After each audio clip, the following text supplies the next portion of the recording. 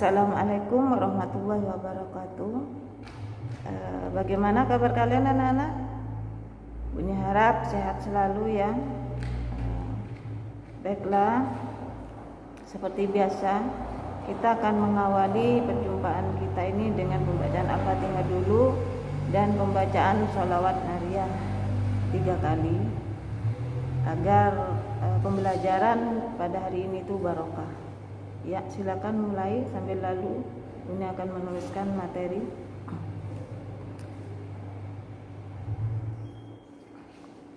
Untuk materi selanjutnya, yaitu di sini kemarin sudah Bunda sampaikan materi yang kelas 11 ya.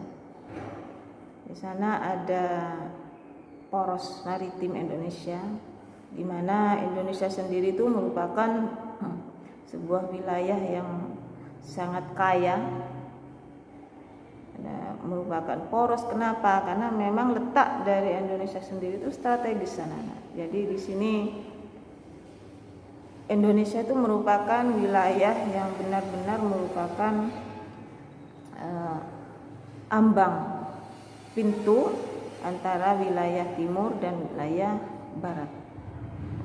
Jadi antara wilayah barat yang mau ke timur itu melalui Indonesia dan sebaliknya. Jadi wilayah barat sendiri yang mau ke wilayah timur itu memang melalui dari wilayah Indonesia.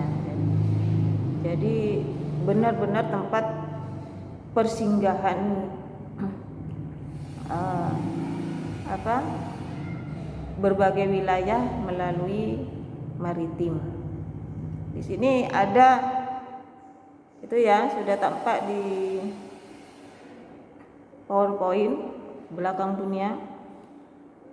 Di sana ada batas luas laut dan luas darat, di mana luas laut dari Indonesia itu tercatat kurang lebih 3.257.483 km persegi. Itu luas lautnya.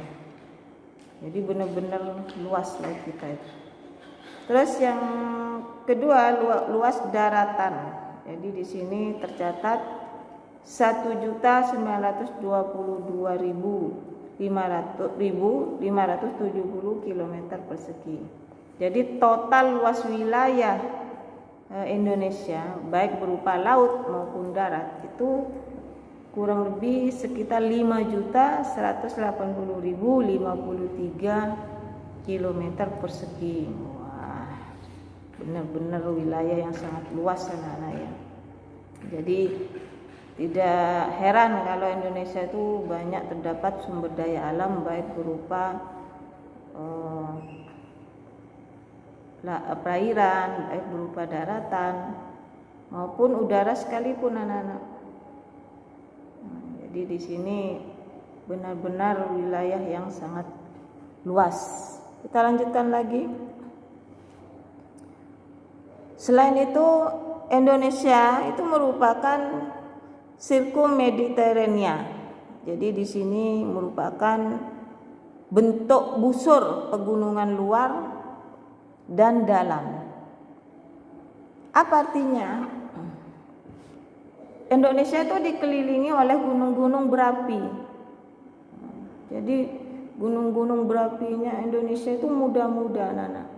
Kalau muda-muda kan masih belum ini ya, masih tahap pertumbuhan. Jadi ya itu, hati-hati kalau sudah pada dewasa semua gunung berapinya, terus kita sebagai manusia tidak hati-hati merawat lingkungan, itu marah gunungnya, kompak, meledaklah. Indonesia tidak cuma Indonesia, tapi seluruh bumi ini, karena memang Indonesia itu dikelilingi oleh gunung berapi yang muda-muda. Nah, seperti anak muda, berjiwa muda, bergejolak. Jadi hati-hati. Nah, makanya kalian disuruh mempelajari geografi. Manfaatnya ya seperti ini. Kita paham bagaimana lingkungan hidup harus dijaga, harus dirawat, karena dampaknya nanti itu kita juga yang merasakan. Nah, itu anak-anak ya. Jadi fenomena atau wilayah Indonesia itu sebagian besar berbentuk air ya, laut. Jadi dibandingkan daratannya itu lebih banyak airnya dari lebih banyak lautnya. Loh, kok bisa tidak tenggelam? Itu kalau kita larikan ke ilmu akidah, agama, itu wallahu a'lam ya. Tapi di sini kan secara logika itu airnya saja itu terbentuk dalam 3 macam bentuk. Jadi ada yang berbentuk cair, ya cair itu tadi di laut, di sungai. Ada yang berbentuk gas. Gas itu ada di atas. Jadi airnya masih berbentuk butiran-butiran ya, kayak embun. Terus ada titik-titik air yang menjadi awan di atas. Terus berbentuk padat. Padat itu membeku jadi es di puncak-puncak gunung. Nah, kalau seandainya gunung itu mencair esnya, terus yang di awan juga itu akan terjadi presipitasi atau turun ke bawah airnya. Apalagi air yang tampak di darat maupun di dalam tanah itu keluar. Nah, ini alamat kita akan tenggelam. Karena memang 70-75% kebanyakan airnya dibandingkan dengan daratannya. Itu hati-hati. Makanya kita harus benar-benar menjaga lingkungan yang ada di sekitar kita. Minimal kita menjaga kebersihan, membuang sampah di tempatnya. Itu anak-anak ya. Di sini karakteristik dari wilayah daratan dan perairan Indonesia. Di sini bentuk-bentuk dari permukaan bumi itu sendiri. Ini ada danau, ada sungai yang berbentuk perairan ya, laut, teluk, selat dan samudra. Tapi kalau yang wilayah daratan itu bisa berupa perumahan, bisa berupa hutan, bisa berupa sawah, ada berupa lapangan, macam-macam ya. Jadi aspeknya di sini ada 2 aspek sosial dan aspek alam.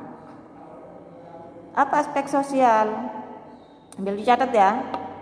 Aspek sosial di sini merupakan aspek atau fenomena yang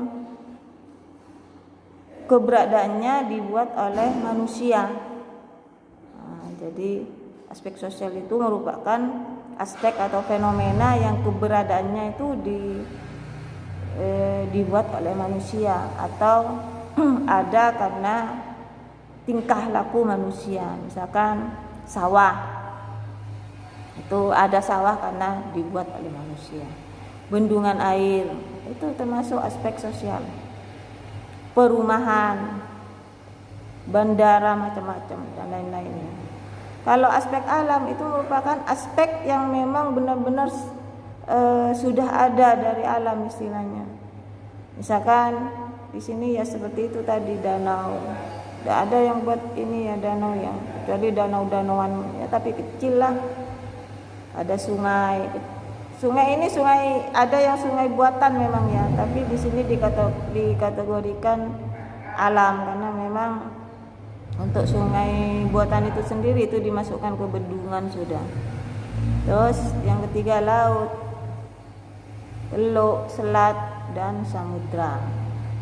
Selain itu juga gunung. Banyak sekali anak-anak ya yang bisa kalian lihat sebagai bentuk aspek alam. Untuk selanjutnya adalah bentuk SDA. Dunia sudah jelaskan di awal bahwa SDA di Indonesia itu banyak sekali, berlimpah, baik ada di laut, di sungai, yang berada di teluk, yang berada di dalam tanah, yang ada di hutan, macam-macam. Jadi kita harus pandai memanfaatkan SDA itu, jangan sampai penggunaannya itu melebihi dari standar. Istilahnya penggunaan SDA itu penting anak-anak, karena kalau tidak dimanfaatkan ya kita tidak bisa melangsungkan kehidupan. Misalkan contohnya tumbuhan, kita butuh tumbuh-tumbuhan, baik itu berupa buah ataupun daunnya yang buat sayuran macam-macam. Kalau tidak dimanfaatkan ya bagaimana kita melangsungkan hidup. Tapi pada saat kita melaksanakan juga jangan terlalu berlebihan, disesuaikan dengan kebutuhan, tidak dieksploitasi. Nah, itu. Jadi kita bisa memperkirakan penggunaan dari SDA yang ada di bumi kita. Jadi karena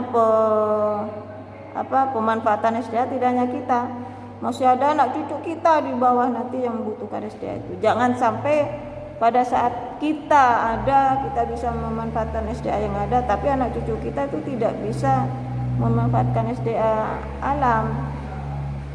Nah, itu bisa-bisa nanti generasi mendatang itu tidak bisa ini ya. Bagaimana kalau kebutuhan mereka itu tidak terpenuhi? Itu anak-anak ya. Nah, untuk materi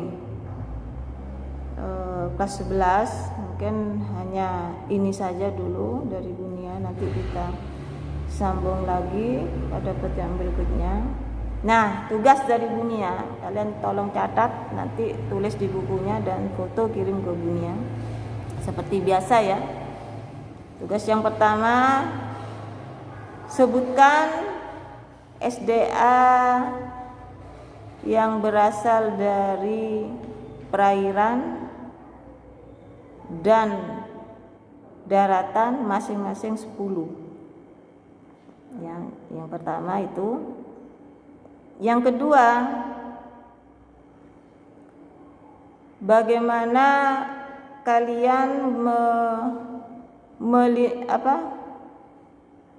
melindungi lingkungan alam sekitar kalian. Jadi sikap kalian, bagaimana sikap kalian melindungi lingkungan alam sekitar kalian. Itu saja soal dari dunia. Tolong dikerjakan, kalian foto, kalian kirim japri ke dunia. Itu saja ya. Akhirnya Buni akhiri dulu pertemuan kali ini.